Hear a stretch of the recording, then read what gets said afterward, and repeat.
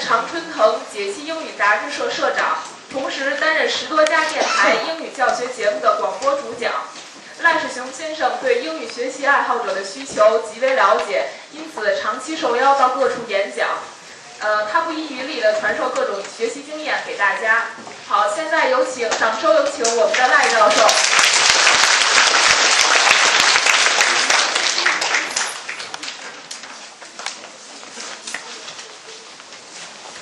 Ladies and gentlemen, I just wondered if I'm supposed to speak English or Chinese.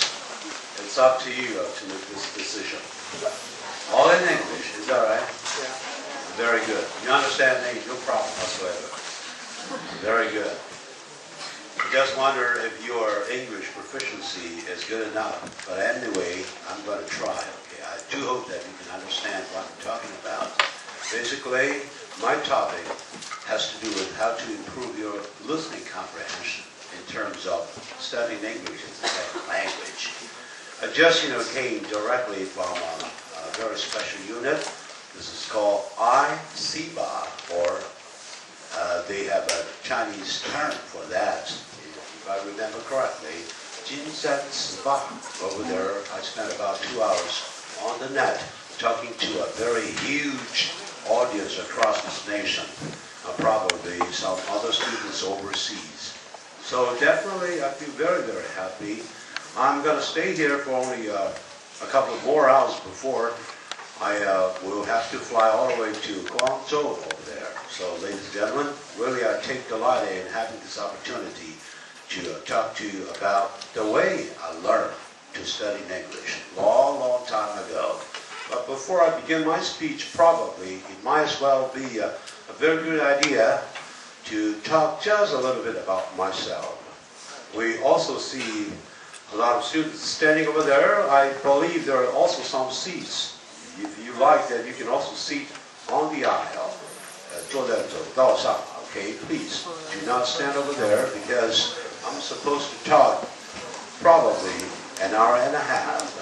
By the way, we came as a party of 3 together with me. We also have that gentleman over there using the camera to video, or rather to keep a record of what we're going to do, or rather my speech. We also have another gentleman sitting somewhere, I guess, today. They came all the way from Shanghai.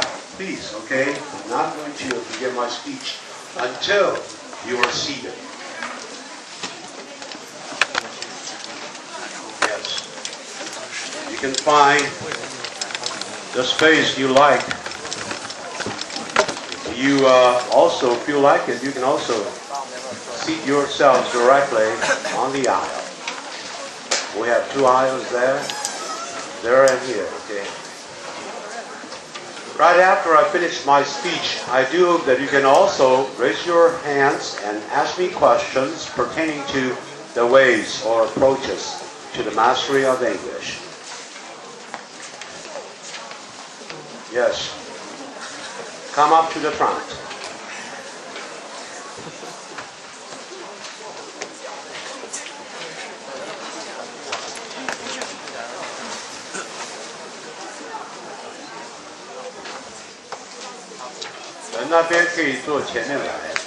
Okay. I do speak Chinese because I'm a Chinese. Okay.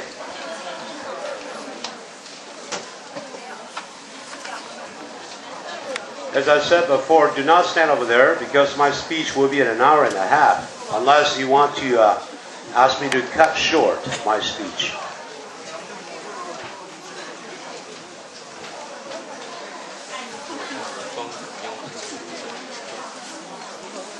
Yes. Do not stand over there. We do have some space over here. Or if you like, you can also, use the chairs right over here. I don't care at all. Yes, come up to the stage. And also, by the way, I spot that young guy over there. Your name, I forgot your name, Franklin, is that right? All the way from Xi'an. At noontime, I got a chance to have some lunch together with some city government officials. I already talked about your case. I just told them that you are a young man, a very promising young man, coming all the way from Xi'an, and I also, Shanxi, sorry for that, I already talked to them about the possibility of getting you to work as a volunteer for the Olympic Games. But they told me you have to talk to them in person. They have a special test for you. So call them, okay? You got it? Right. Okay. Am I telling you the truth? Mr. Lin over there, the cameraman? Hey, did I talk about this young man's case with the city government officials? Yes, you did. Yes? You understand me? Sure. Sure, okay. All right, now I'm going to begin my speech, ladies and gentlemen. I really feel delighted to have this opportunity to deliver this speech to you. Since your school specializes in language teaching and education, I believe many of you students may want to be English teachers to find jobs that can enrich your lives in the future. And also, I believe that some of you will also like to seek opportunities to study overseas to upgrade your knowledge in terms of this language, or also known as the international language. So I believe this lecture is going to be rewarding. Hopefully, through my personal experiences, you can also learn a lot that may help save you a lot of trouble on your way to success, ladies and gentlemen. So, thank you very much. I've been teaching English as a second language and working as an interpreter in Taiwan over the past 30-some years. So I would like to talk first about what we should know and do to be competent English teachers in the future. Later on, if I still have time, I may want to talk a little bit about the way I learned English. As I said before, when I was young, perhaps my experiences can serve as a reference for those of you who really aspire to learn English well. Now, when we come to this very topic, how to improve our English, we should know three qualifications. First of all, we should have correct pronunciation, followed by a large vocabulary, and of course, the third qualification is a sound knowledge of grammar. Unfortunately, these three conditions are what most Chinese students here on the mainland and in Taiwan as well generally lack, and what scares them the most, culminating in their lacking the incentive or motivation to keep learning English. Take me, for example. I still remember very vividly when I was about your age, I tried very hard to study English, but there was no way around for me. That time, I thought that probably memorizing as many words as possible would enable me someday to speak very beautiful English. This, of course, is not the case at all, unfortunately. But now, I've become a language expert. They call me a language expert. I've never called myself a language expert. Still, I regard myself as a student, always learning something on a daily basis. So you can tell, learning English is a lifelong process. It's a long way to go. Probably by the end of your life, still, you haven't been learning enough. So this is also something that can drive us ahead in the future. Always live and learn. This is what they say, or rather in Chinese we say, 活到老，学到老.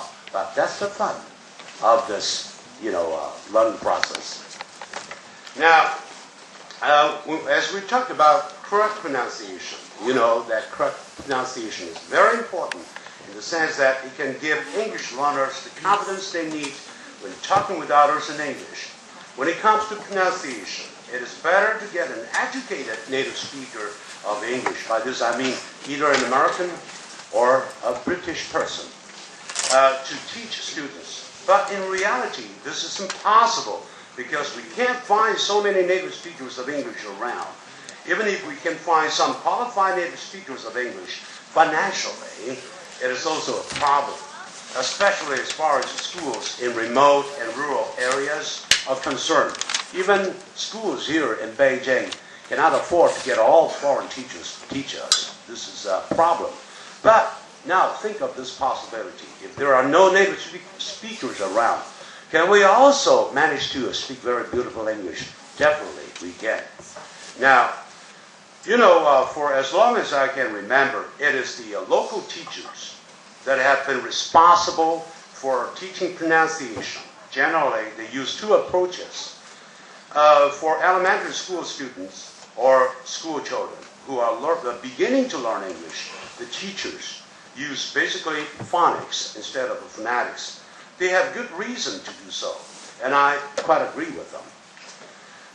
Notice that at a time when the school children are taught to recognize the English alphabet, if we teach them the phonetic symbols at the same time, these children will definitely get confused. Most phonetic symbols are borrowed directly from the English alphabet, such as the letters A, E, I, O, U, which are used for vowels, and B, D, G, H, etc. are used as consonants. These letters, when used as phonetic symbols, are not pronounced the same as they are when used as English, the English alphabet.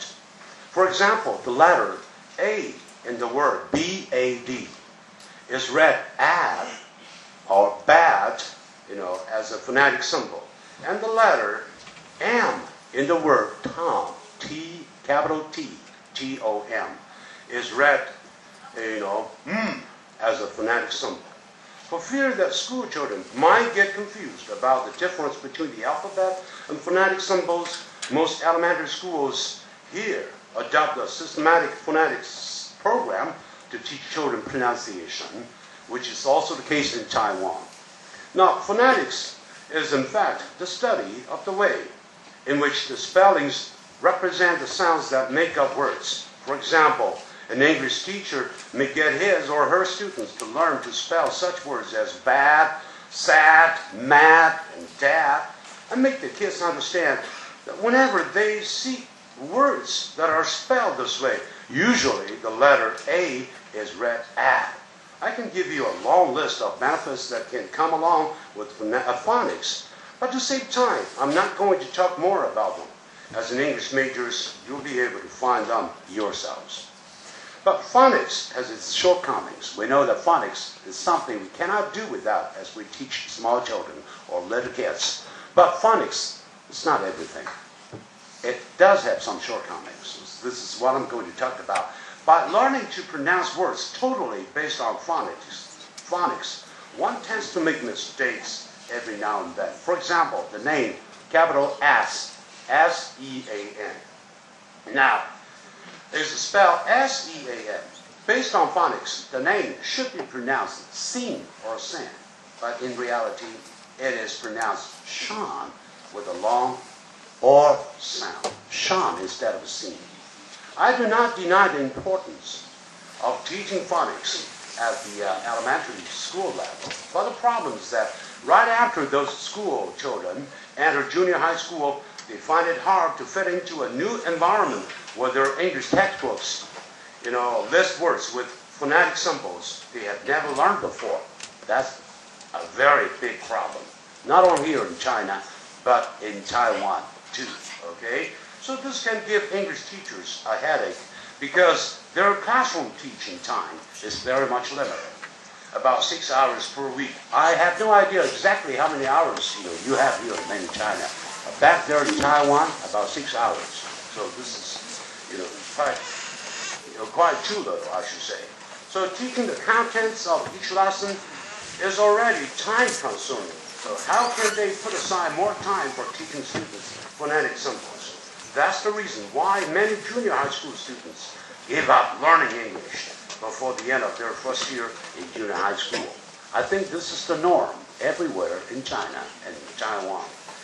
As I mentioned before, when it comes to pronunciation, idealistically speaking, we should get native speakers of English to teach our schoolboys and girls pronunciation. But in practice, this is impossible because of financial problems. So teaching pronunciation is the job of all the local English teachers here. Here comes a big problem too. We have to admit that not every local teacher has very good pronunciation. This is something every one of us knows. So rather, many teachers, to my understanding, speak English with a very heavy accent. I use very heavy accent. This is inevitable. Okay, so these teachers, when teaching, influence or rather pollute their students' pronunciation. Let's take some of the letters in the English alphabet, for example. Students here generally, Chinese students, a majority of Chinese students, have problems correctly pronouncing the following letters. For example, C is read Xi. Back in Taiwan, this is the norm. And that over there in Taiwan, it's even worse. I know a lot of students over here tend to say F, but in Taiwan, they will say Ehu. And G, instead of saying G, they will say G. H, the vowel sound is very, very clear. It should be A-H instead of saying H. All right. And J, a lot of students tend to say J. L, back in Taiwan, because it was, influenced by the Japanese during the occupation that time. So a lot of students, even today, including a lot of teachers, they would say L instead of saying L. And M, they would say Emu. And they would say N. Okay, I think this is also the norm here in China. Okay, S, they would say Su. And V, they would say B. W, they would say W. X, they would say X. So you can tell how worse their pronunciation is. Not to mention the fact that they, have been taught English for quite a long time. Ask the students here to pronounce these letters. 9 out of 10 will pronounce these letters the way I just showed. So for many years, such pronunciation has remained unchanged. This is really a sad thing.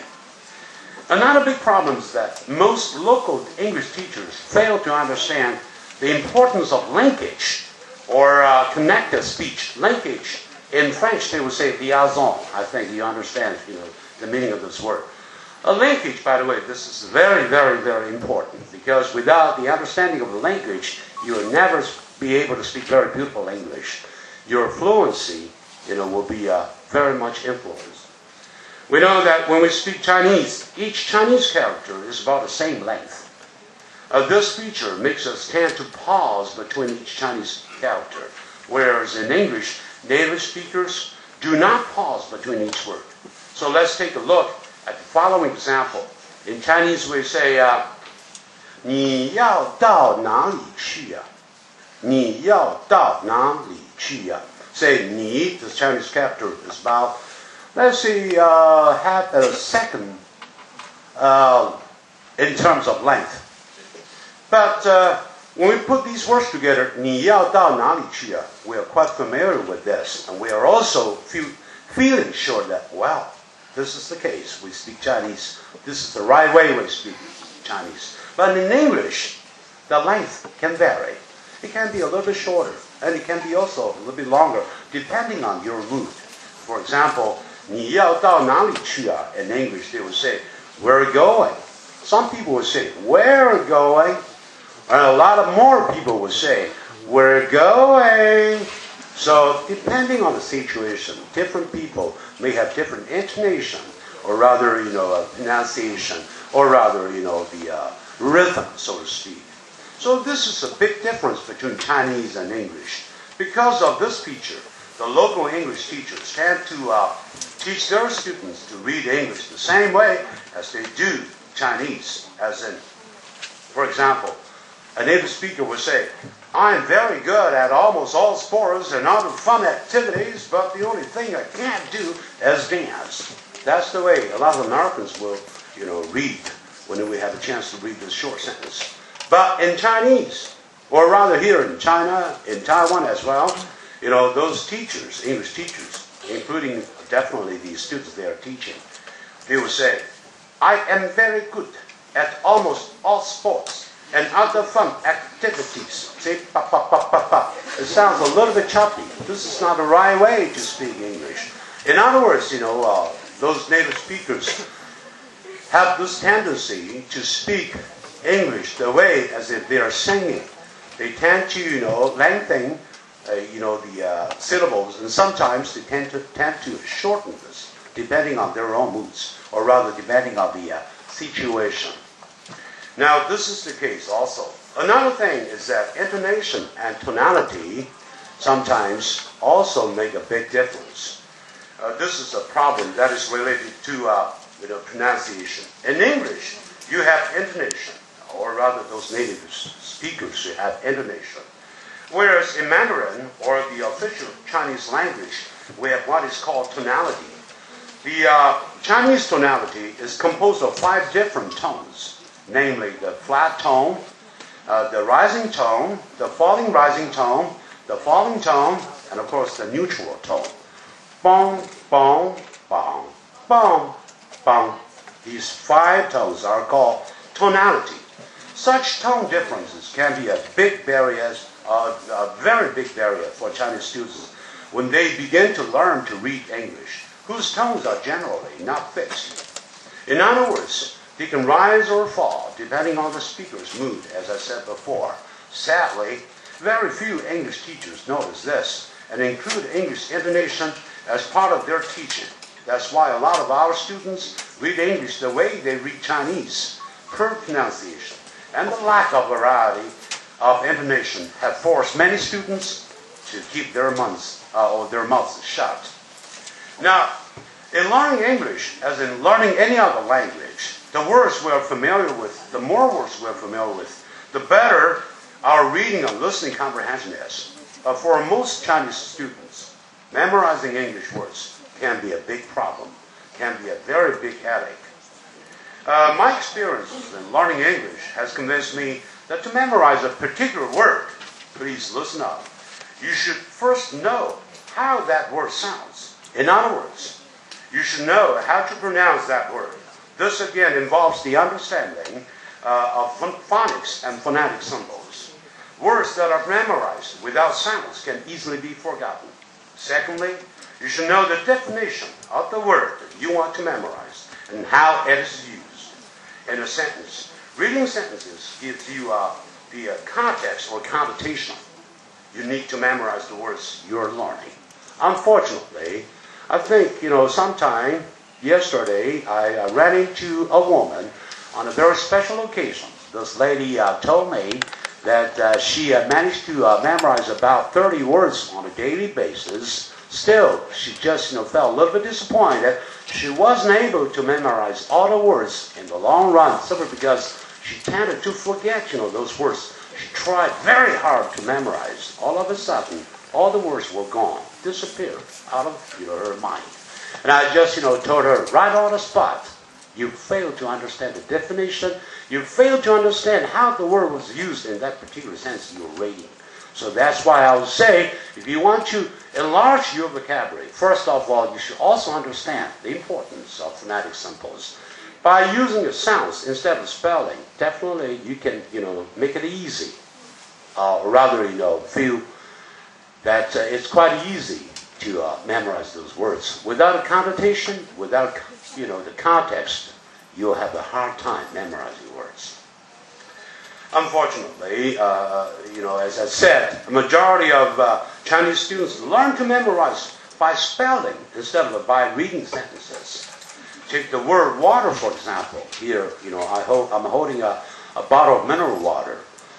The Chinese students tend to say, well, water, now I understand, this is 水 in Chinese. Then I'll try to spell this word probably 50 times or 100 times, and then I can memorize this word. So he will find a piece of paper and bother to write, the spelling or the, each English letter, on a piece of paper, and then repeat this action about, 50 or 100 times. In the long run, for a short time, definitely, you will be able to memorize this word. But this word itself doesn't have any meaning at all, in the sense that you don't know how to use this in different situations. So different situations, I should say. So that's why, if you want to memorize a word, first of all, you should get a very good dictionary by consulting the dictionary for the meaning or the definition of this word. Also through example sentences. Only by so doing are you able, to memorize this word. So if I were to memorize this word, I would just, bother to find, hey, how this sentence containing this word is written. And then I'll just read the sentence several times. For example, I'm holding a bottle of mineral water because I want to drink some water. I'm thirsty. I'm talking. If you can memorize your particular word like this, that is contained in a sentence, and then if you can keep on reading the sentence several times, gradually you get the feel of it. You know how this word is used in this particular sentence. Also, make sure that the pronunciation of this word should be correct. This is very, very important. And now I'm going to talk about how important owning a good dictionary is.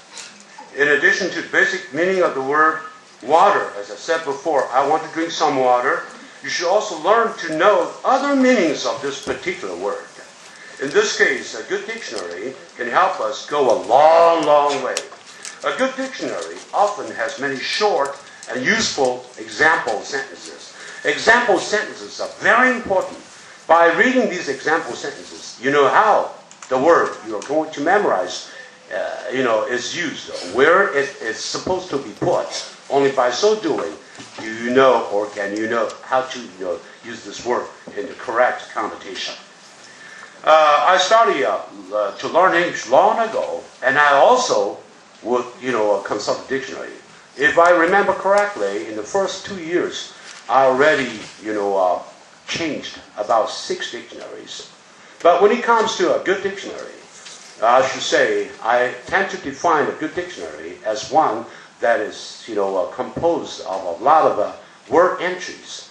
Not only word entries, but also you should understand that example sentences should also be included under each entry so that you know how this particular word is used. When I learned English, I would jot down these example sentences and read them out loud. That certainly helped me a lot. The following sentences enable me to know how many definitions the word water has and how it is used. For example, I'm thirsty. I need to drink some water. Water in this case is used as a noun, as a material noun, something we all understand. But water can also be used as a verb, as in, could you water those plants for me while I'm out of town? And also water, when used as a verb, it also has another meaning, like this one. My mouth watered. My mouth watered when I saw that beautiful girl there. Okay, you can tell only by reading example sentences like this can you find that your scope of the usage of the words is further augmented. This is the way I learned to memorize words. Now, I must make it clear that for students who are learning English as a second language, having a large vocabulary doesn't mean how many obsolete or big words you know, but rather how many commonly used words you know and how they're used. Being able to memorize such words as, hermaphrodite or eunuch doesn't mean that you have a very good command of English. A hermaphrodite refers to a person that has, bisexual organs.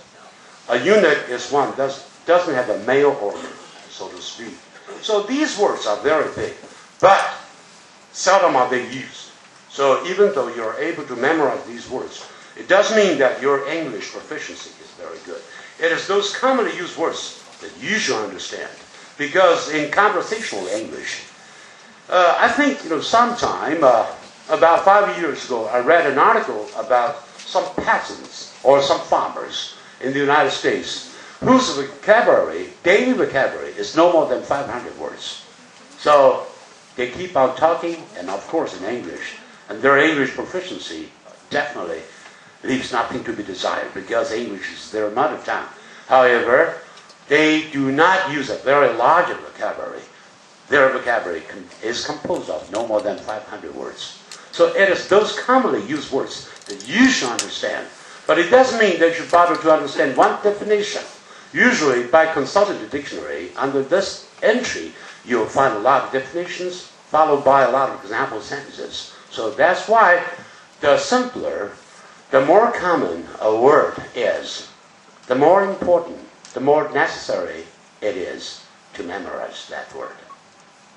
Now, this is, I believe, is very clear to all of you, ladies and gentlemen.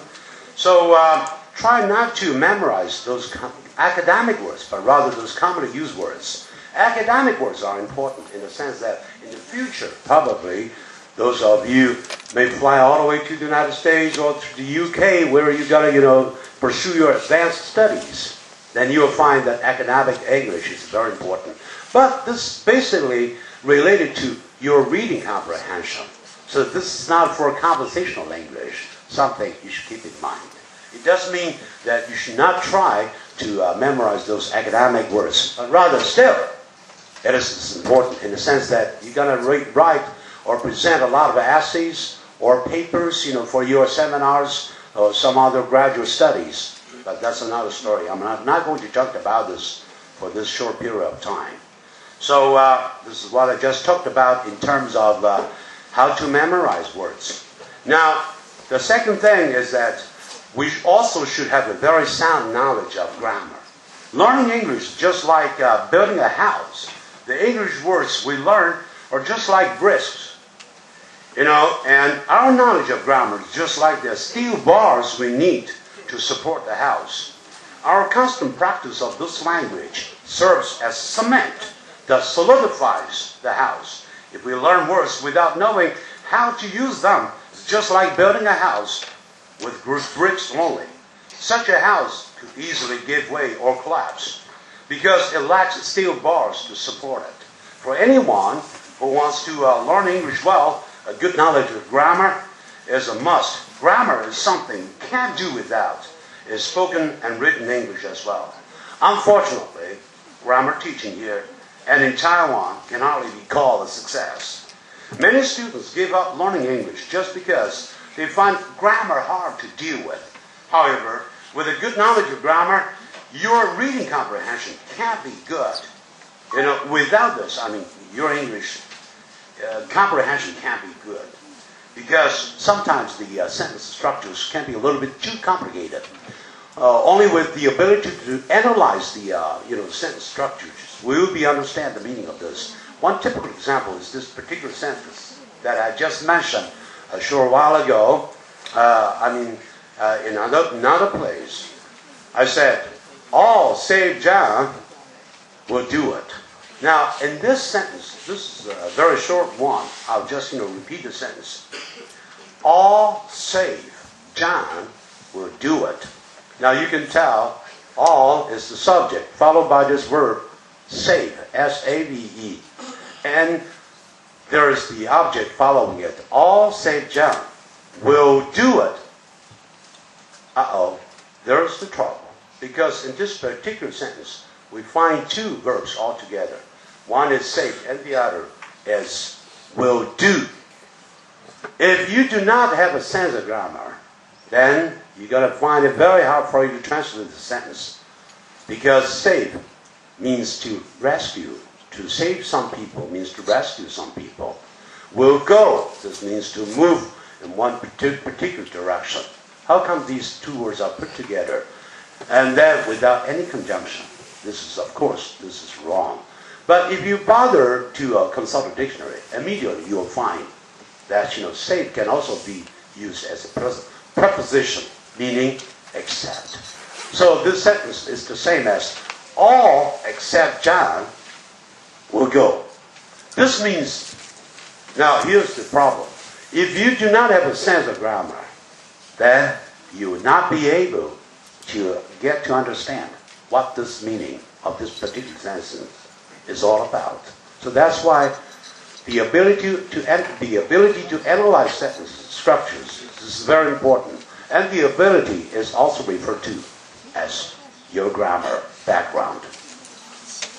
Now, so we all know, grammar is important, but the problem is that a grammar itself contains a lot of jargon or a lot of terminology or special terms. Jargon, by the way, cannot be counted. We should not say it contains a lot of jargons. This is wrong. See, this one particular sentence also involves the importance of grammar. Okay? So, grammar itself is very boring. It's something that was invented by those linguists sometime in the past. But it doesn't mean that grammar, simply because it's too complicated, is a closed book to all of us. Still, if we have a way to deal with this problem, if we have approach, to the mastery of grammar, still there is some, let's say, something that we can do to upgrade or to advance our knowledge. Unfortunately, grammar is taught here in Taiwan as well, by using the segment approach. That is to say, we start with the understanding of nouns, followed by the importance or the explanations of pronouns, and then, of course, some adjectives. See, we try to cut the whole tree in several segments. Then, once we master one segment, we have to learn another segment. All put together, we just still couldn't understand what this is all about. So my way of dealing, with this problem is that, I started by understanding the 5 basic sentences, trying to know what can be used as a subject, and what different kinds of verbs we have as far as the English language is concerned. Once we understand this, then we'll be able to analyze very basic sentence structures. Once this is done, then you should bother to understand how a conjunction is used. If you can understand those conjunctions, then you can make your sentences even longer. We call this compound or complicated sentences. These structures are something that have to do with your understanding of conjunction. So this is what I just talked about in terms of grammar. Mandarin songs with 1 or 2 English sentences is the norm here. Also in Taiwan, about 10 years ago, I still remember quite often some singers, when they started to sing a Mandarin song, they deliberately put some English sentences into them. Unfortunately, those sentences sometimes, more often than not, are wrong in terms of grammar. One example is this: I want you to love me tonight. Unfortunately, the sentence is wrong. Who can tell me the mistake pertaining to this sentence? Yes, 2. Because want is what we call the incomplete intransitive verb. Once we need an object, still we need something to complement its meaning. It's called what we call the object or objective complement. So the correct one should be, I want you to love me tonight. But those singers are those, you are not supposed to blame them, because they, you should not blame them, for the mistake, because they are not language experts. So forget about them. But if we are to be English teachers in the future, definitely we should have a very strong background of grammar. So this is something, I just talked about. Now, when I was in high school, a long time ago, grammar was pretty much emphasized in Taiwan. This was also the case here in China, as was the case here, okay? Unfortunately, grammar was taught the first year I began to learn basic English. We all know that English grammar involves a lot of complicated rules and technical terms that can easily confuse those who have learned English for some time, not to mention English beginners. I had a headache each time my English teacher mentioned such terms as third person singular, subjunctive mood, and past perfect tense. These were the things over my head. In other words, I couldn't understand a bit about them. In a typical grammar class I used to attend, when I was in senior high school, my English teacher would teach all the key sentences using a lot of jargon. The whole class was conducted in Chinese, even though it was called an English class. He seldom, if ever, spoke English. Time and again, he would write down something he called formulas that he thought would help us students memorize some special sentence patterns. He sounded as if he were teaching math instead of English. Such a way of teaching was definitely boring. So that's the reason why I never showed any interest in learning English throughout my high school years. But how come I can speak and write English now? You must be curious about my personal background. This is something I'm not going to talk about because I feel a little bit thirsty. So I need to get some water to blank. I put a blank here. My thirst. Yes, thank you very much. Can any of you give me the word I need to put in this blank? I need some water to blank my thirst. This word starts with Q. Beautiful. So this shows that you really understand my speech.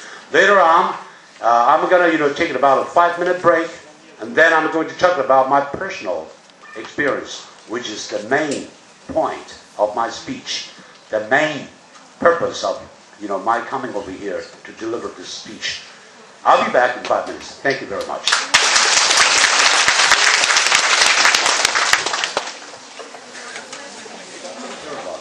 Feeling that I could have this opportunity to acquaint you with some of the basic skills that can help you in the long run with your English, and I feel very, very happy, definitely. So in the following short period of time, I'm going to talk about my personal experiences. Something probably a lot of you, want to know about me. So I'm going to talk about myself. My name is Lai Si雄. I failed to introduce myself right at the beginning because I know many of you already know my name. So that's why I didn't introduce myself. I was born not in Taiwan, but rather here in China. I've long regarded myself as a Chinese. I was born in a very, very famous city known to everyone. It's called Nanjing. But, actually my hometown is not in Nanjing, rather it's in Guangxi province. So you can tell by my facial expressions or features that I do not belong to the Han ethnic group. I'm a Zhuang member. You can tell. So, 我们有没有从广西来的南宁人啊？南宁的地秀啊，我南宁嘅，我少少講啲廣東話啦，但係咧，我講四川話講得好得很的，我会讲不出来讲山东话的啊，有山东的，有山东这个都是老乡啊，江苏乡。扬州这一带的有没有扬州人啊？在台湾有一个很有名的这个佛教的法师叫星云法师星云法师，他就是扬州，所以我很喜欢呢。You can tell I'm quite interested in learning dialects in any foreign language. I'm also interested in learning any other foreign language. Basically, I speak English, a little bit, Spanish, and of course, I'm familiar with, some, Japanese. And I'm quite good at, speaking Japanese English, okay? Because I used to be, as I said before, a simultaneous interpreter, or 同声传译. I have been, working in this field for quite a long time. Basically, 15 years in a row. Other than this, sometimes I'll be hired by very big companies to serve as a translator as well. Sometimes, Okay. So, quite interesting about me. When I was quite young, I still remember the environment was not very good with regard to learning English as a second language. That time, life in Taiwan was pretty tough. Financially speaking, every family led a very poor life.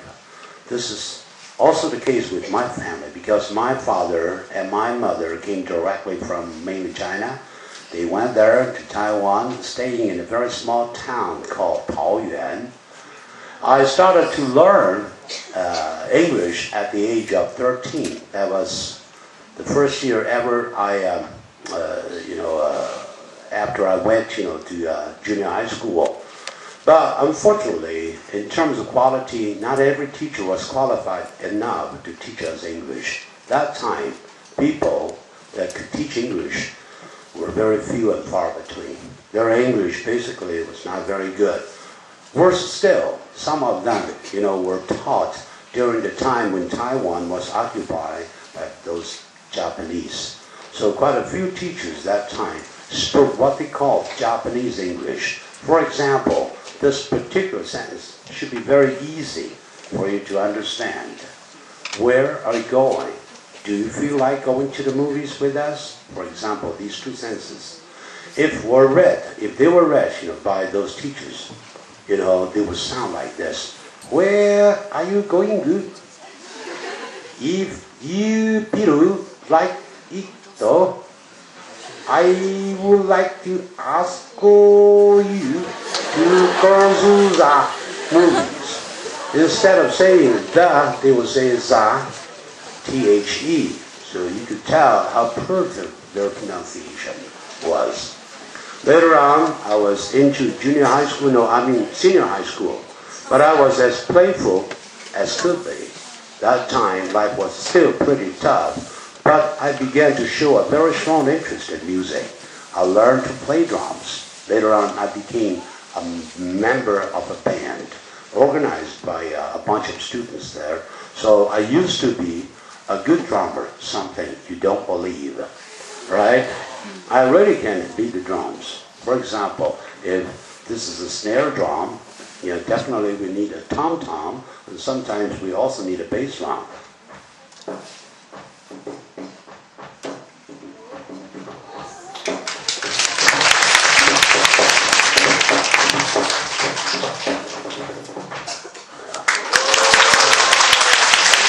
And I also do play the guitar. I know something about the piano also. As a band member, you should know almost everything. So I really led a very happy life when I was in senior high school. But this also gave me a nightmare because in English class, I really had a hard time. I knew nothing about grammar, nor was I able to write any sentence correctly. And then I ended up scoring only 7 points on the entrance examination. I mean, on that particular English test, which of course disqualified me as a college student. That time, you had only 2 ways to choose between. That was, you could, go directly to the military for a compulsory 2-year service, and then you'll be stepping back into society, starting with a high school background. But this was enough because you couldn't find a very good job. The second way, of course, is to be a professional soldier. That is, you could stay in the military academy for about 4 years. In terms of the educational system, it's about the same as a general college. I decided to choose the second way. Because that time, life in the military was tougher, even tougher. So the pay was very low. The income was meager, M-E-A-G-E-R, which means, very, very small. Being a soldier at that time was not a very good job. If you were a soldier, you'd be looked down upon by, society. But there was no choice for me. So I ended up becoming a cadet at the military academy.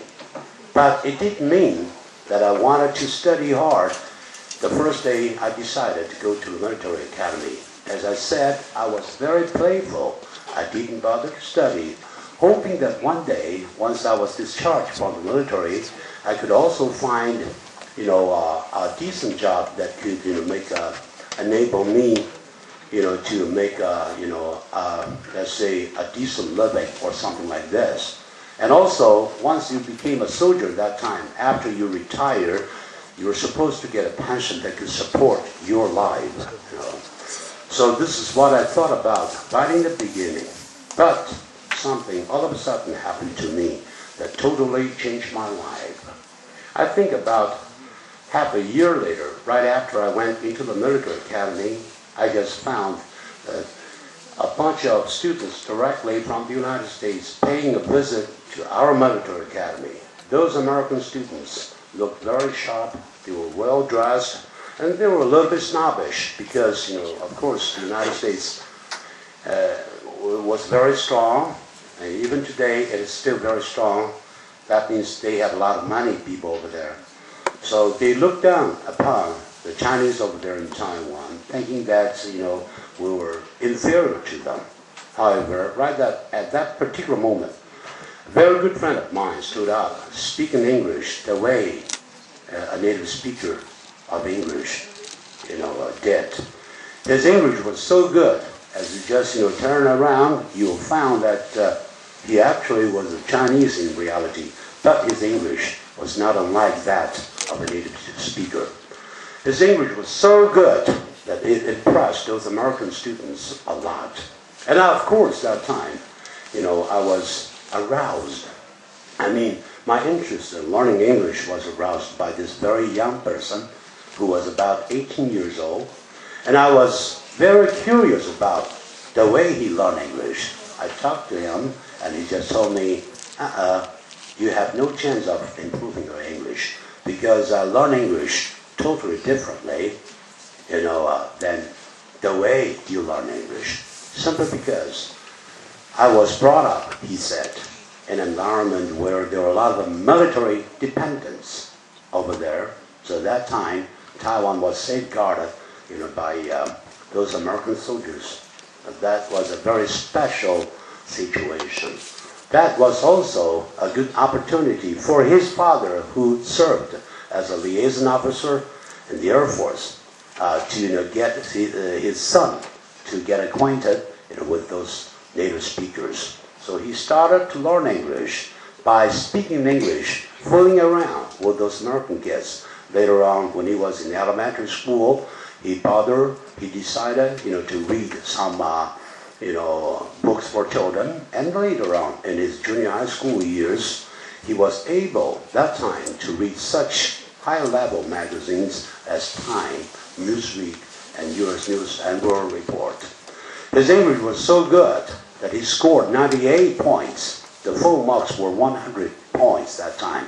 He scored 98 points on the English test, but he didn't enter any university. He ended up becoming also a cadet at the military academy, simply because his math was pretty bad. Okay, so he became my classmate, and I was, encouraged by his English proficiency. I decided to learn, after him.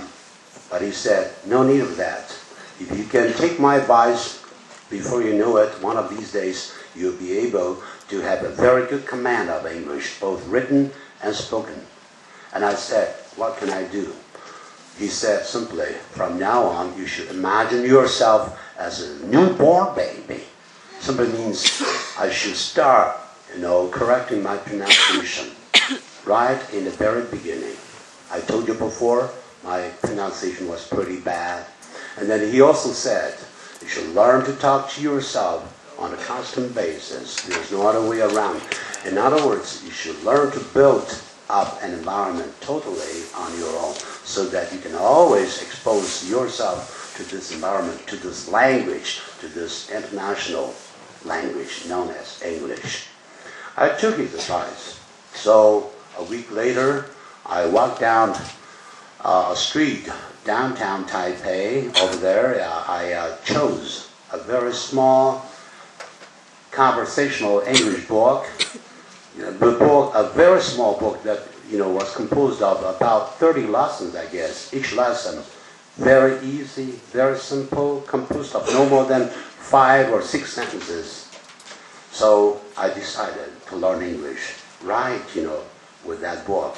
But before I did that, I knew that my pronunciation was pretty bad, and also bothered, to buy a phonograph with a big record that showed an American teacher teaching those vowels and consonants like this. So I decided, and I talked to myself, it's time you started to learn English. But Before I'm going to talk about the ways I learned to study English totally on my own, I want you to know the importance of three attitudes. That is, first of all, you should learn to make full use of every single minute or every hour you may have on a daily basis. Secondly, you should also learn that the slower your learning process is, the better. That is, you should not try to speak or write or read or listen in a very fast way. Rather, you should go step by step. The slower, the better. Because when you slow down, you get a lot of time or ample time to make sure that your pronunciation is correct. Also, when you try to speak slowly, you can also be particular about the words you want to use. Then this can help, beautify your sentences you want to speak. The third attitude, of course, is you should make sure that you study on a constant basis. You should never give up halfway. Quite a few people that I know, or students that I used to teach later on, told me that they just cannot study English on a constant basis, and they even doubt that they do not have the talent for this language. But I would just ask them one question. Right after I brought up this question, they would just, totally change their mind, and they would say, "Hey, Mr. Lai, what you said is correct." That is, I said, you may think that you do not have the talent for language learning, but let me tell you, Chinese itself is a very complicated, very difficult language, and yet you are able to speak this language without any problem whatsoever. This goes to show that if you want to learn any foreign language, repetition is a must. You should learn to read, to write, to listen to this language on a constant basis. Have trust in yourself. So these three basic attitudes are very, very important. Let me just repeat them. The first attitude is you should learn to make full use of every single minute you may have. The second one, of course, is you should adopt this policy. Slow down your speed, whether you're embarking on reading or listening or writing, so to speak. You should slow down. The slower, the better. The less, the more. The better, of course. And then the third attitude is you should learn to stay persevering, managing to study this language on a daily basis. So these are the three basic attitudes I'm trying to let you know before I'm going to talk about more about the ways I learned to speak English. Now, when I bought the phonograph with the record that was attached to it, I then began to settle down, calm down, so to speak. I tried to persuade myself from now on, I'm going to be totally devoted to the study of this language with a very beautiful dream waiting ahead of me. That is, I hope that one day I can beat Mr. Cao, the very young person that, got a chance to speak those cadets from the West Point. I persuaded myself to study on a daily basis. So I started with my pronunciation. The way I handle or tackle this problem is that, I try to listen to the record, hoping that I could only memorize 2 vowels at a time on a daily basis. As I said before, the less, the more. Sometimes, when we are adults, we believe, we are wise enough or clever enough, and when we want to imitate sounds, hey, that's the sound I can imitate. Yes, this is enough. Now forget about this, I'm going to learn something more. Because of the attitude, we lack repetition.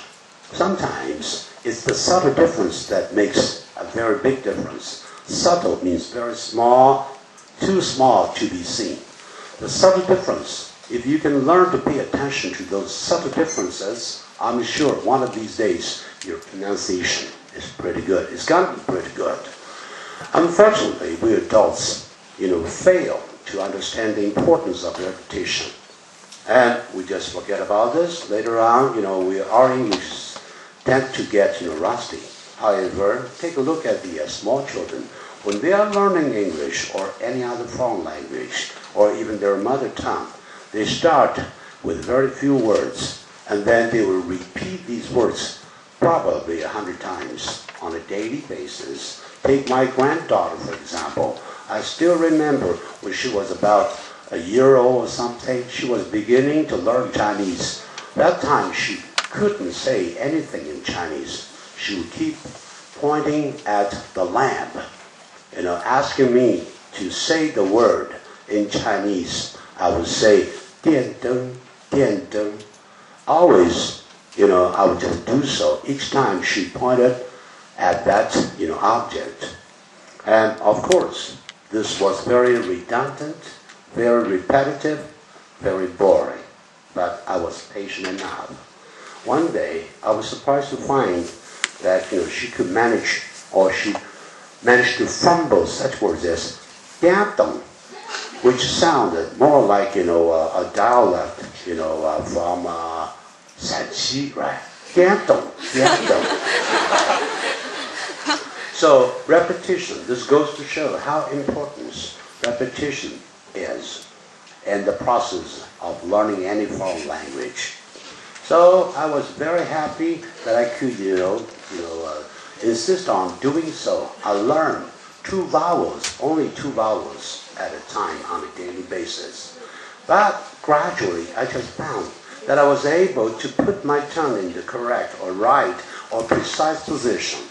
Short vowels such as it and ah sometimes could be a very big trouble for a lot of Chinese students, because in Mandarin or in Chinese, the standard Mandarin, we do not have, this sound, it. Rather, we have E, or the long vowel, so there's no problem when we say T, me, and things like this, or words like this. But we would never say, I want to try ifu, because we do not have it, this vowel in Chinese, so we would say ifu. Then this could mean a big problem. So quite often I'll hear some students on an off and on basis say, I'm going to sit down here, sit down here. I don't know, whether he was saying it or E. He would simply say, sit down here. Even down, this word is pronounced incorrectly. We should not say down. We should say down. Because this is a diphthong combining 2 vowels, putting ah and together, forming ow instead of saying ow.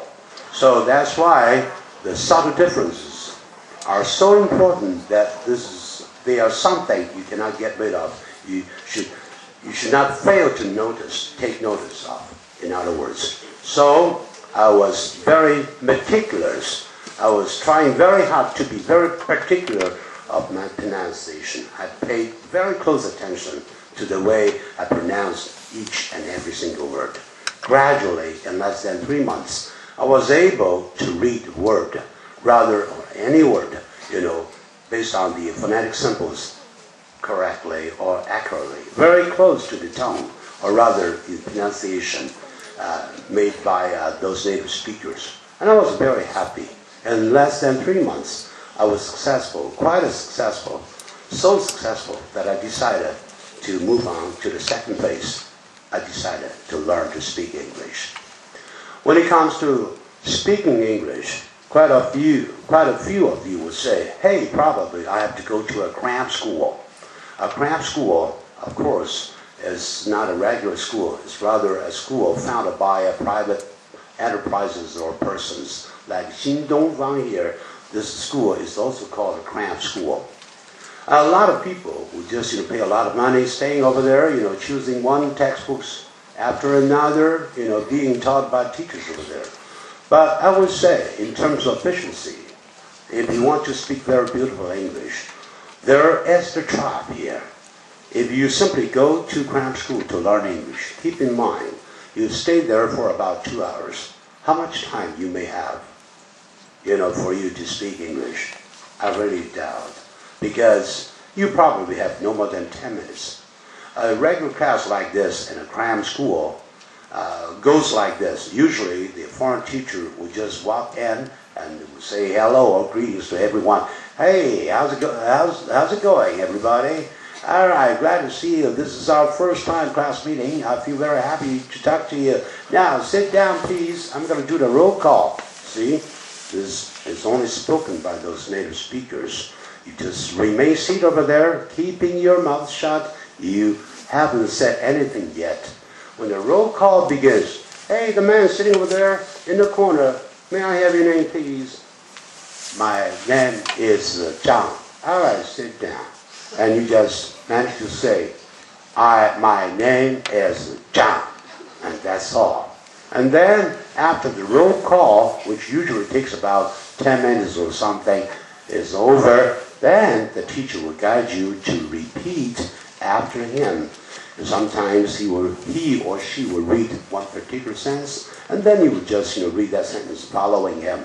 And then, before you know it, class is over. So this means staying over there, at a primary school is good because it can give you a good chance to stay very close to a native speaker. You will know, oh, this native speaker looks very good, very handsome. And that's all. No more than that. Once you get back, and you'll be very busy preparing probably, for one test after another because you are still a student. So the things you learn at a cram school will easily be forgotten or ignored. So the way to learn English that way will not enable you to go a long way. Rather, the best way to learn to speak English is by self-talking. That is, learning to talk to yourself. That was also the way I began to learn English, or conversational English. My way of tackling this problem is that I said before, I chose a very simple book composed of no more than 30 dialogues. Each dialogue was composed of no more than 6 sentences at a time. But when I opened the book, that time I was able to read each and every single word based on the pronunciation I learned, from the record.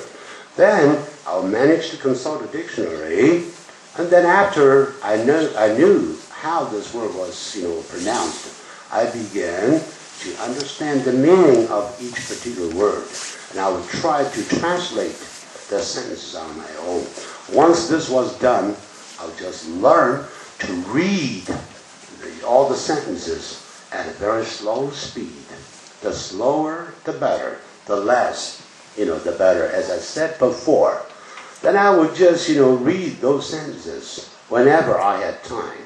You would say, hey, I'm a student, or probably I'm a government employee, or probably I'm working currently at a big company or small company whatsoever.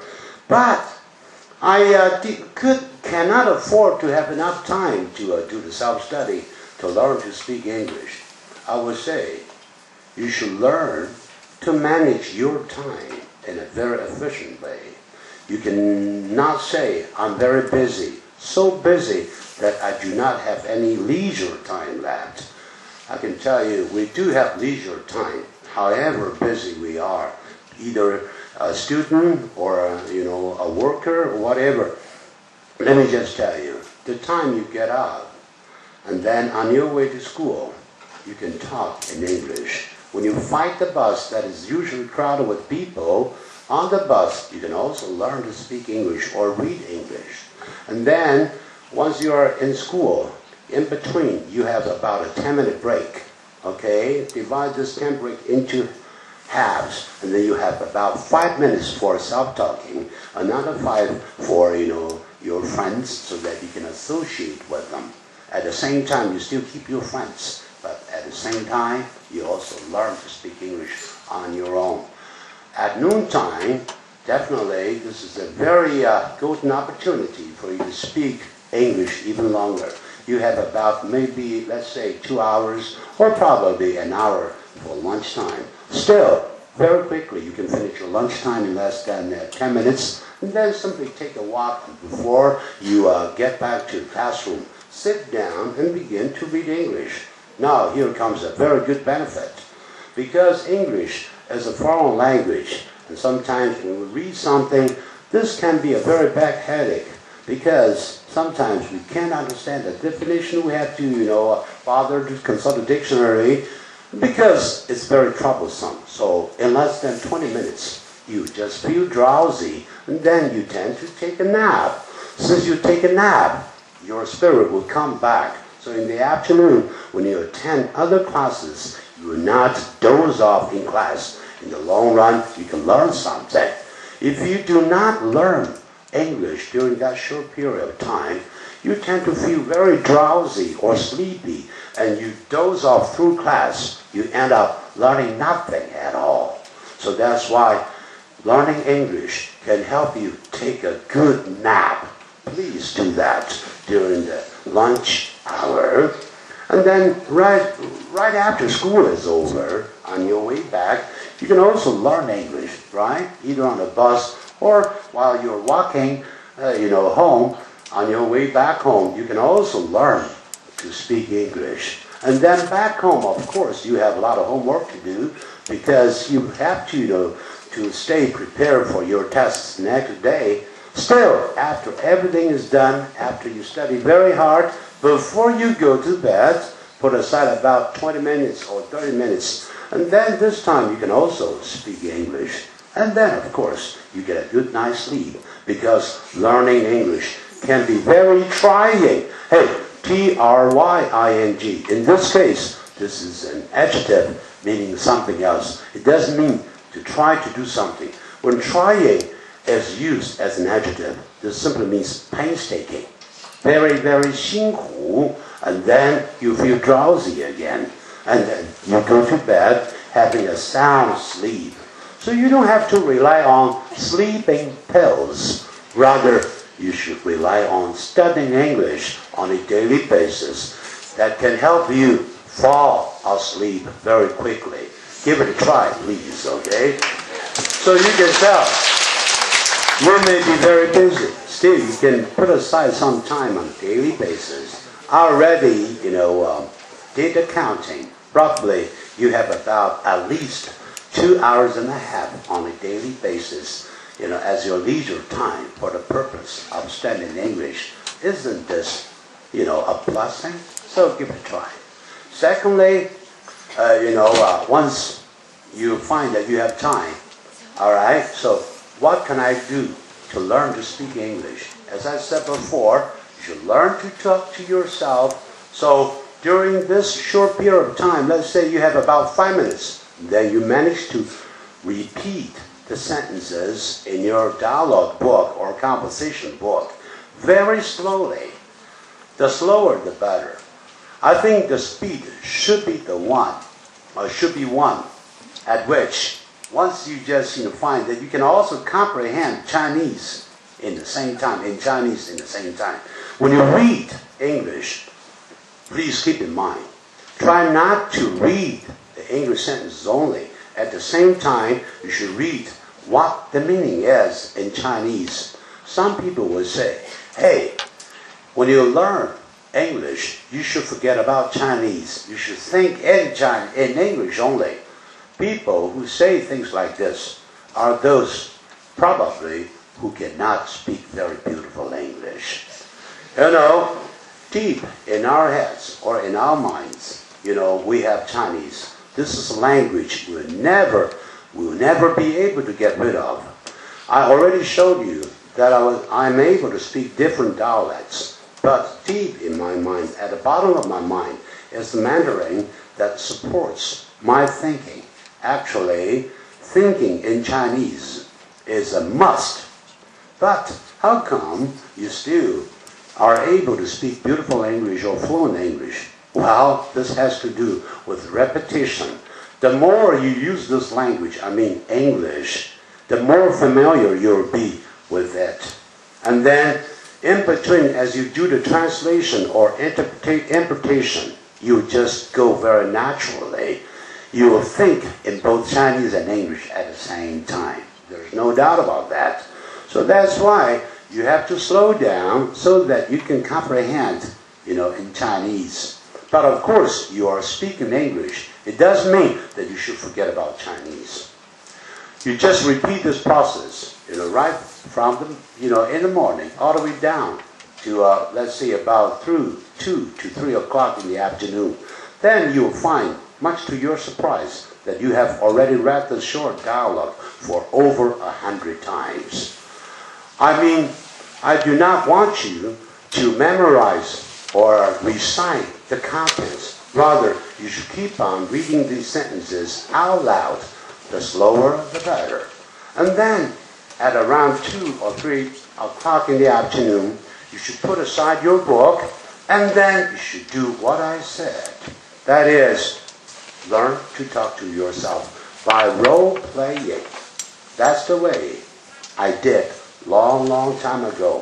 One example would be like this. For example, in your book, you have it down like this. Hello, John. You don't look well. What's wrong with you? Well, I'm just a little bit under the weather. Well, my suggestion is that you go see a doctor immediately. No need of that. I think I've just caught cold. Oh, it's all right. In any case, should you have any trouble, just let me know. Thank you very much.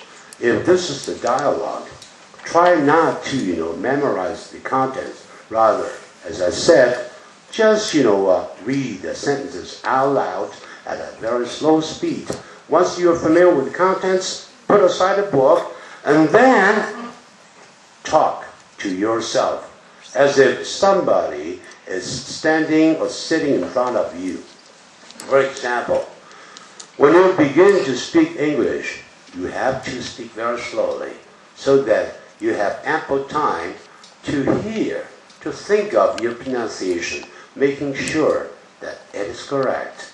Every word that you say is correct. Hello, John. What's wrong with you? You seem to be sick. See?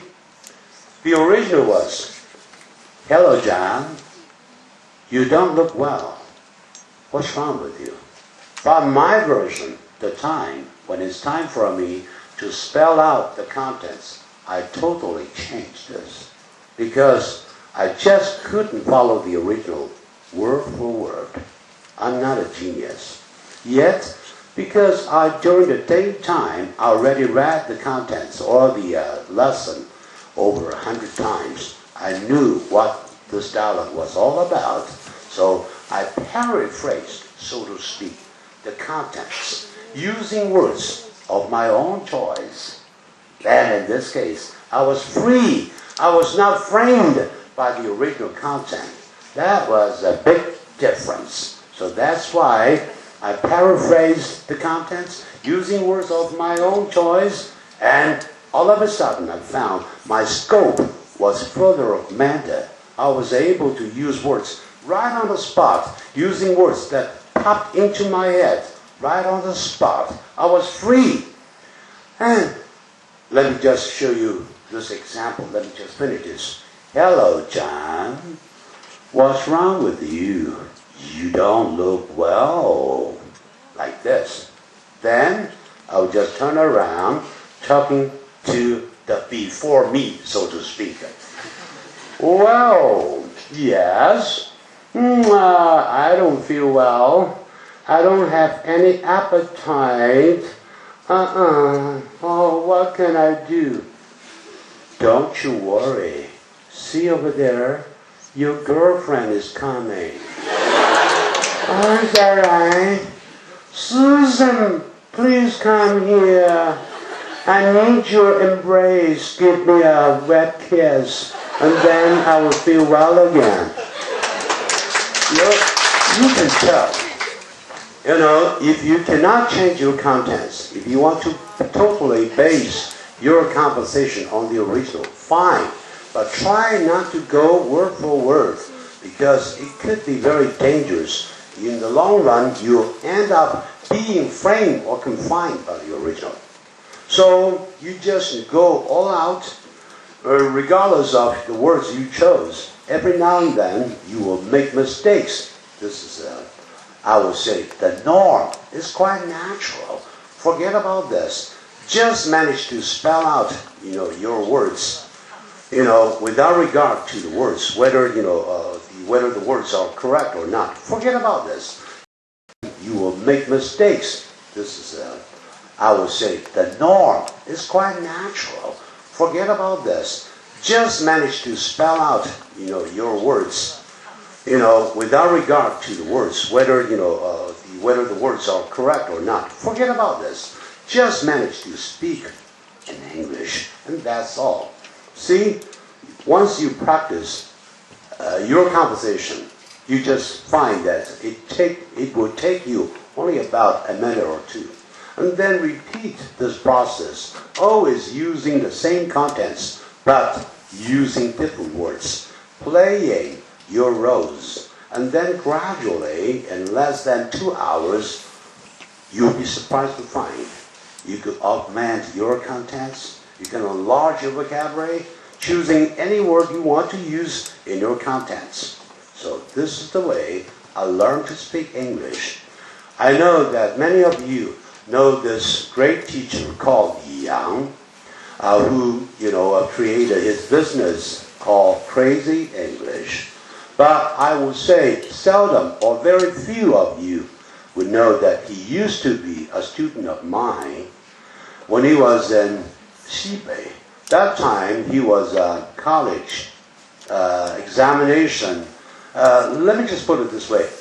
I should say he was a failure because he failed to pass the college entrance examination the first time.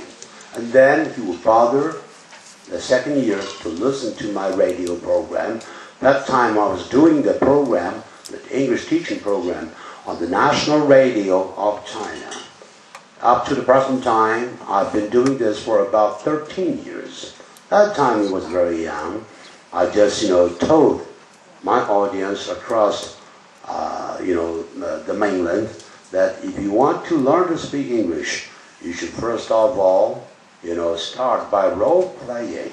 So Li Yang understood this, and then he would try, and he began to show an interest in learning English.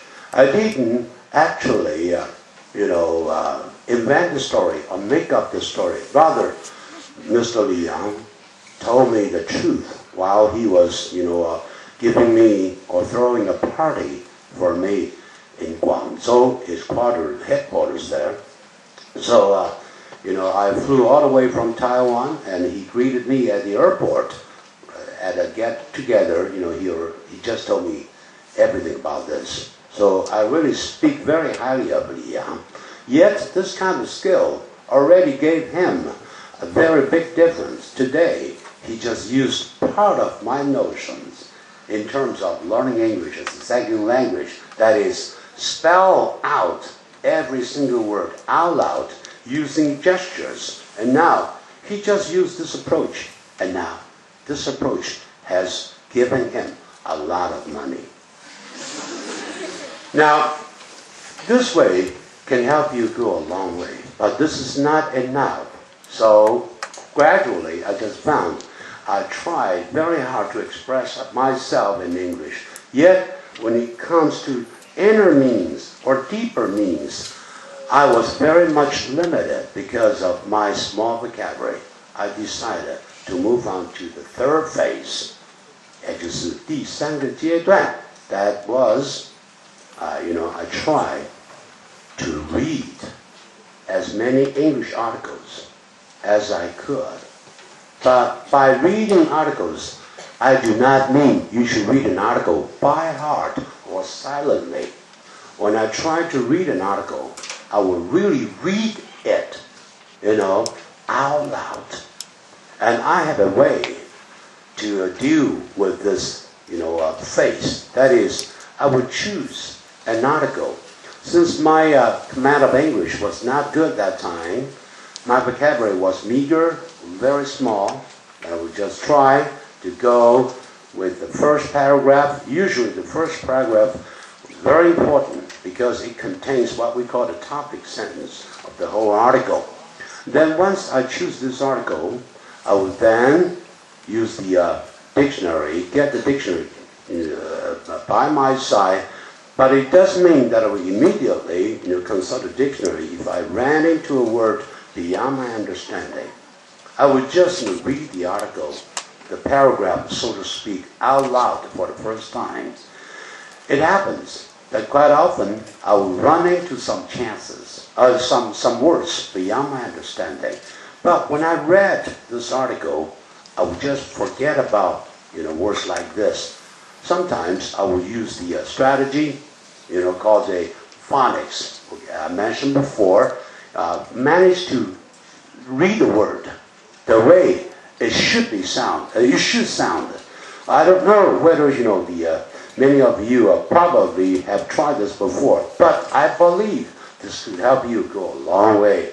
In other words, try not to consult your dictionary, because once you consult your dictionary, you will be what they call in the stagnation situation. By stagnation, that is, you pause over there, you stop thinking. In this case, your comprehension will never be improved. When we read a Chinese newspaper, we'll never get a dictionary, in our own hands. And then once we run into a word we don't understand, we do not consult a dictionary.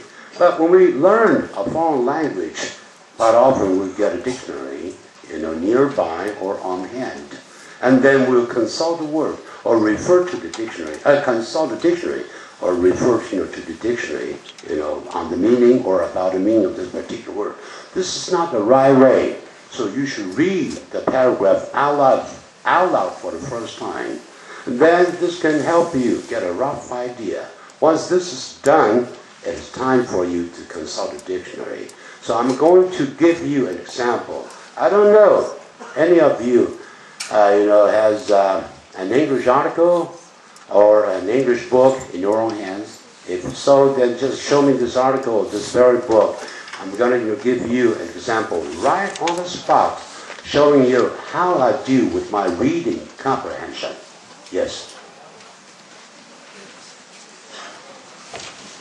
Thank you very much.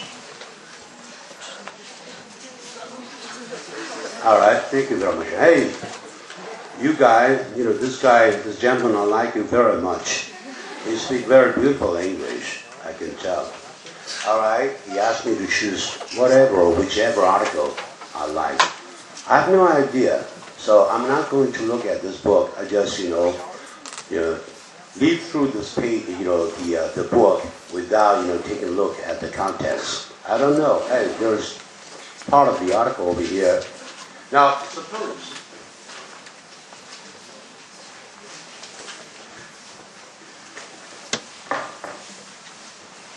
this way. Okay. This is the whole article. For me, as an English beginner, way back to about, 40 years ago, that time my English was pretty bad. I couldn't afford to read the whole article at a time because my vocabulary was very small. So I would just go paragraph by paragraph. I would start with the first paragraph. Then, as I said before, I would just, read this paragraph very slowly. Read this out loud like this.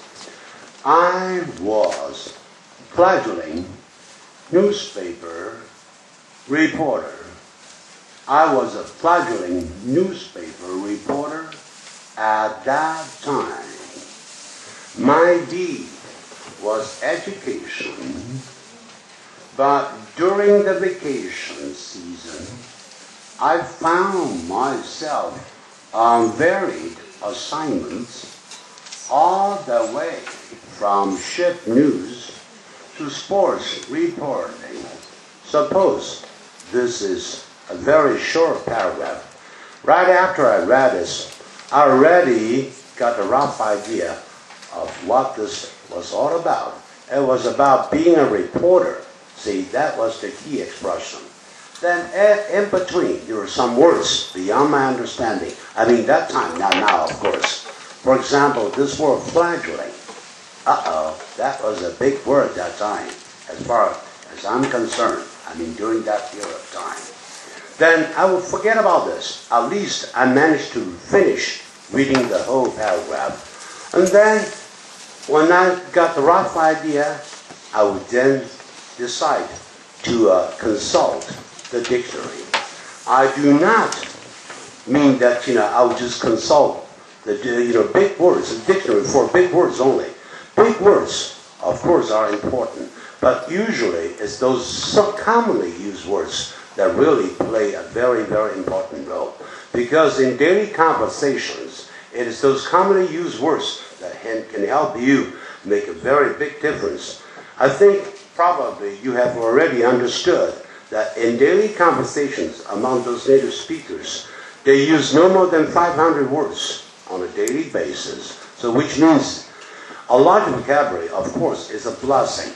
But some words that can function very efficiently, that can be used on a daily basis, can help you carry out or carry on with your conversation very efficiently when you have a chance to talk to native speakers. So I would just go this time very carefully, word for word. I was a fledgling newspaper reporter, fledgling. This means you're just a greenhorn. A greenhorn in the English dictionary refers to a person that is not very well experienced. And then after that, I would just look further, making sure there is one or two example sentences following it. I would bother to jot down these example sentences very quickly. Remember, without example sentences, to support your idea, you'll never be able to memorize, the words. Simply by memorizing words, you can easily forget these words in less than an hour or so. So that's why example sentences are very important. Now, once I get the meaning of this or the picture of this word, I'll just go on to the next one. Newspaper. Newspaper is known to everyone.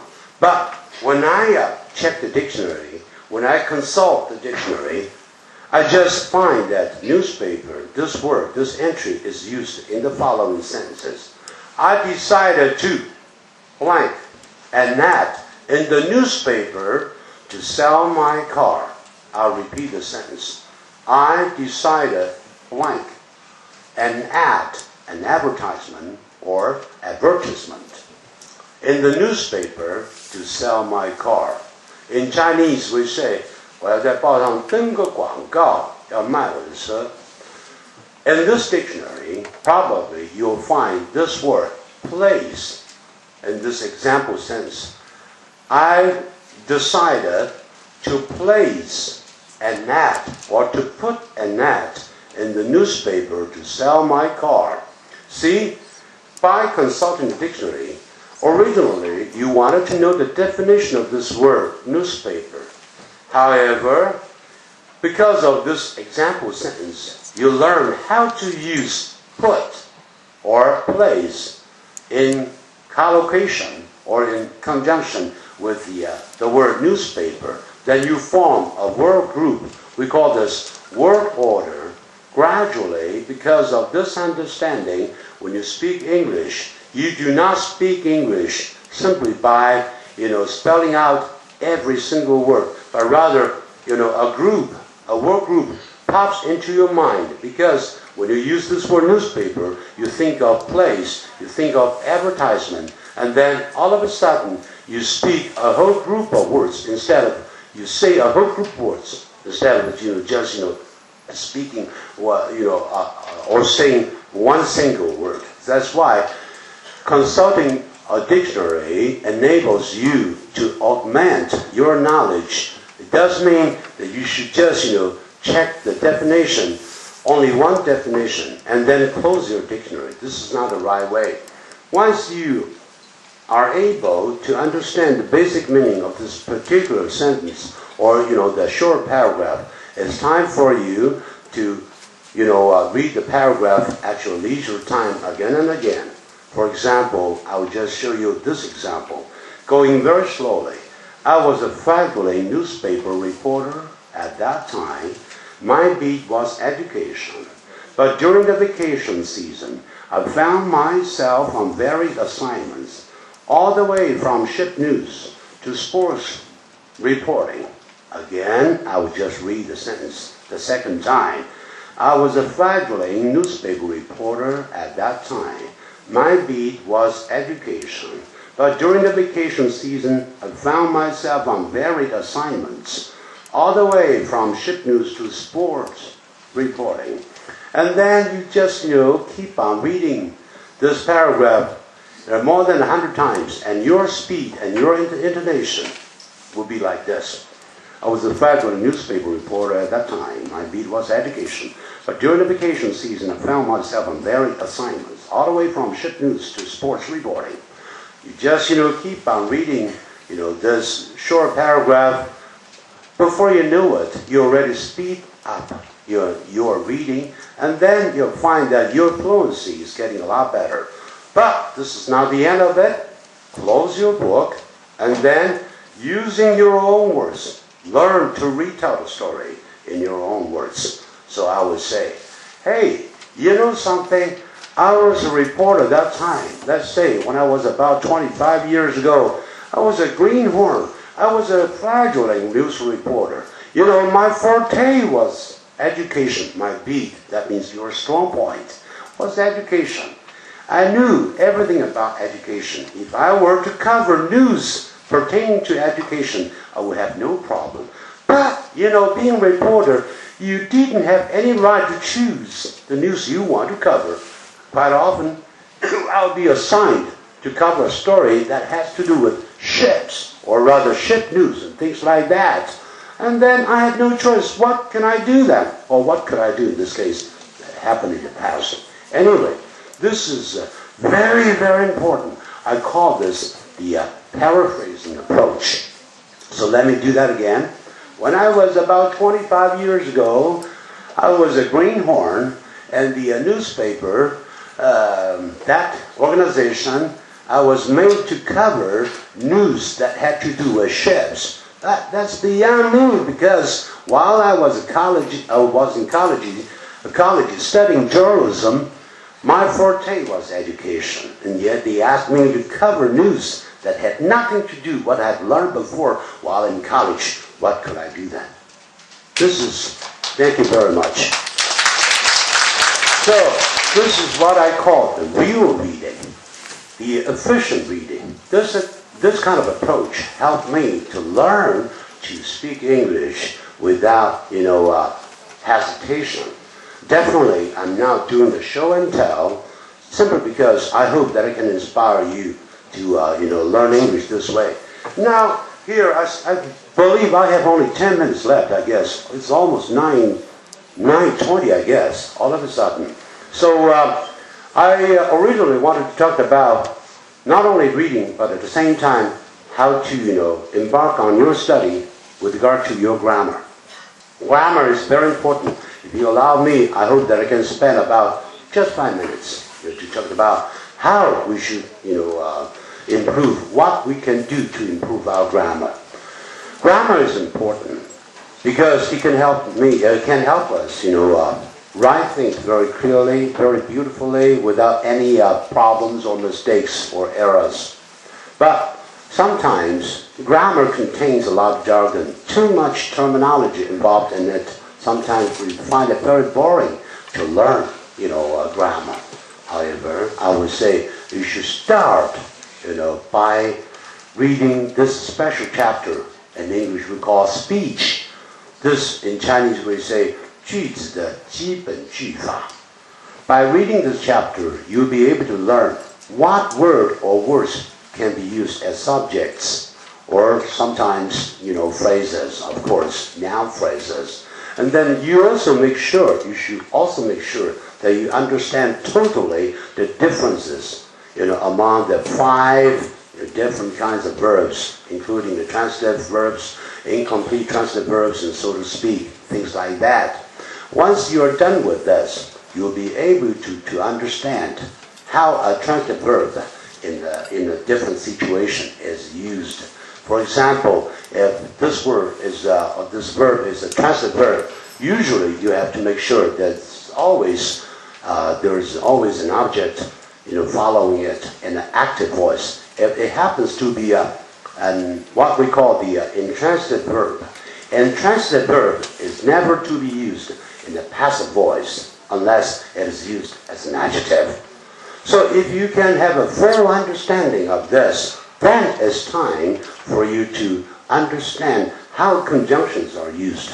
Once you know the different kinds of conjunctions and how they're used, you'll be able to lengthen your sentences, making your sentences compound or complicated sentences. Once this is done, also you should bother to know everything about verbals. Those tiny things, such as subjunctive moods, particles, participles, can always be, understood if you keep on reading as many articles as you can. Once you are reading your articles, you should learn to apply your knowledge you gain from the study of grammar to your reading by analyzing sentences occasionally. It does mean that you should analyze every sentence all the way through. It's impossible for us to do so, and also it's meaningless to do so. But every now and then, single out one paragraph, trying to analyze the structures, of those sentences contained in that paragraph. Now, I have about 10 minutes to go before I have to wrap up my speech. So during this short period of time, I do hope that you can ask me questions. Gentlemen over there, thank you very much. Would you bother to step onto the stage, because you are able to speak very beautiful English. Show your classmates or your schoolmates how beautiful your English is.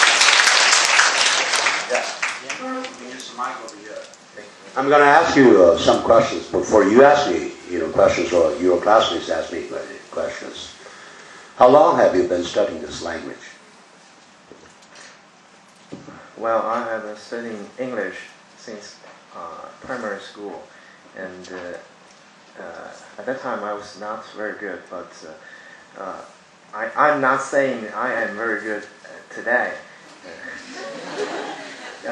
Yes, I learned Professor赖世雄lecture, the Advanced American English course, for some time, and I found it is very interesting. Actually, it is so interesting that I find my daily English classes are too lousy to waste my time. But I had to because of the test, the exams. So my question goes like, how can I manage to balance my time in between the two? I mean, the Advanced American English course and the daily English classes. Your schoolwork, so to speak, right? First of all, I should say you're quite impressive, because your pronunciation is what they call American English. You're really something. As far as the educational system here is concerned, we know that you would pay very close attention to British English. You study the DJ phonetic symbols instead of KK phonetic symbols. However, this young guy ended up speaking American English. Where did you pick up this accent?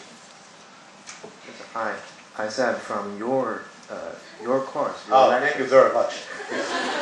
I begin with the active American English, that is intermediate. I deliberately asked you this question. Thank you very much. All right. Now, actually, to answer your question, I want to say, it's time for us to think of the necessity of using your time in the most efficient way. As I said before, we are very busy. We have to handle a lot of the schoolwork here. Other than the outside reading, we also have a lot of the textbooks, regular textbooks over here. So in this case, probably we cannot put aside more time for outside reading or outside readings. This is not the case at all. You do have some leisure time. As I said, always manage to you make very good use of the time you have while you're riding the bus. Tell you what, while you're on the bus, you speak English. You can read articles. You can listen to tape. You're ready to prepare. You can do that speaking English out loud. We know that during rush hour, every bus is crowded. You can hardly find any seat. But if you learn to speak English that time, right on the spot, speaking English out loud by role playing, I'm sure a lot of people nearby would be shocked. They would know, hey, this guy is a lunatic. You should keep away from him. And then all of a sudden, all the seats are empty. And then you can find a seat. How about that? Okay. Thank you. Let's give him a big hand again. Okay. Yes. Probably we have 3 minutes left, so we have to make it snappy. S-N-A-P-P-Y, that means we have to gracking. That means we have to be very fast. Oh, very great. Yes. Yes. Peter, how are you? Fine. I learned for many years. When I was a boy, I tried a possible way to learn how to improve communication. I just wondered if you can use the mic over there. Oh, yes. There's one. Thank you very much. And yes. Yes. How are you? Yes. I learned some wonderful and powerful ways of speaking English from your materials. Thank you. 3 years before, and what surprised me is you have no pop value now, huh? I beg your pardon? Yes, you mentioned your radio. Mm-hmm. Yes, and my question is, in your materials, I find out many materials of improvement in spoken English, and also you introduce the way of how to write a good article. And I was told just now that this, and you're the professor of teaching TOEFL, and for many times you got the full score and marks. And I wanted you to tell me that how to prepare well for the GRE and for study board. Thank you very much. That's another story. Thank you very much for your question. Also, thank you for your good remarks about me or the books we used on the air during the time while I was teaching at the National Radio of China. Let me just tell you what. When it comes to such tests as TOEFL, GRE, GMAT, or IELTS, which is of course the British version, very special kind of test. That's another story. Unfortunately, we're running out of time. Let me tell you what. If you want to score high on tests like this, you have to buy, reference books, because usually those simulated tests can be very difficult. If you do not expose yourself to those simulated tests, you will never be able to get the knack of it or the feel of it. So that's why the more simulated tests you take, the better your English proficiency is. But this is another kind of English proficiency. This all has to do with how to score high on the tests. That's why I say this is not a story. Unfortunately, we're running out of time. But hopefully, if you can keep our, let's say, our website address. Thank you very much. Okay. Good night.